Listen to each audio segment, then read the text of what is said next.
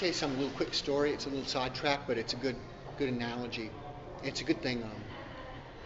I have time. Dennis and I were going down to visit my Uncle Bob and Aunt Relda for Thanksgiving, for Christmas.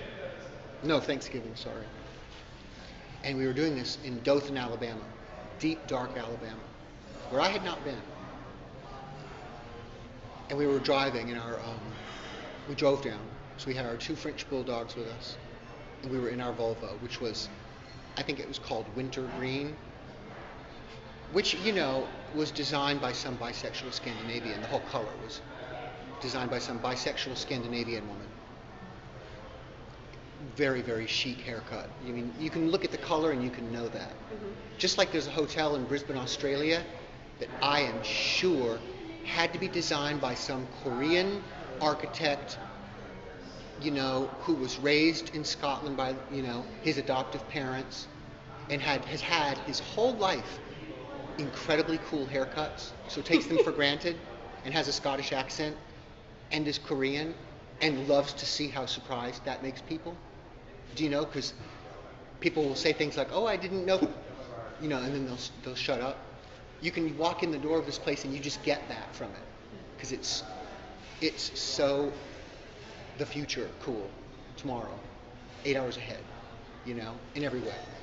So we're down there in Dothan on this red clay dirt road, and barreling toward us comes a pickup truck with lights on top. I mean, it's every cliche of the South you can think of.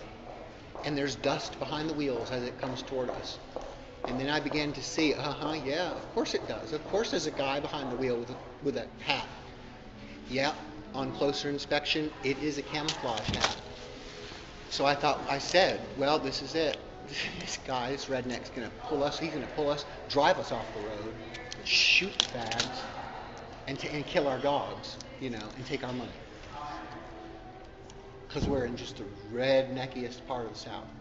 This was a long time ago. As we pass him, he looks at us, and he tips his cap, earnestly, not in any way was he being ironic or sarcastic or cynical. He was passing 2 people in a car, so he tipped his cap, because his mama had taught him to do that. Oh God, he doesn't remember when. It's just always been that way. That one with a 2-finger wave? Oh yeah, a little 2-finger wave from a car, from a steering wheel, but that's like a girl thing. Oh, is it? A guy wouldn't do that. And I realized, well, the South is where the last gentlemen live. I did. I love the South. Although Texas isn't really the South, it's Texas. Yeah, it's some kind of...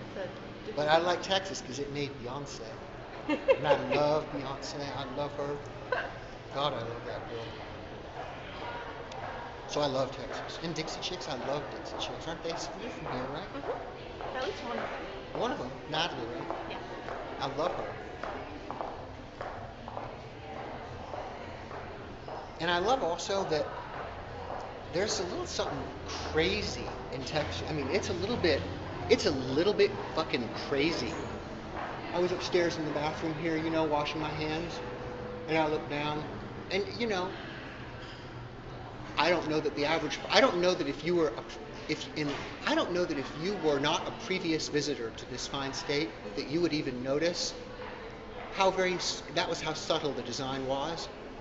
But the hot and cold spigots, they are in the shape of stars. Of course. And but that's everywhere. It's everywhere. Everywhere you look. I love that. Yeah. But it takes a repeated visit sometimes to notice. Now sometimes it's blatant. But it's woven into the fabric of the universe that is Texas.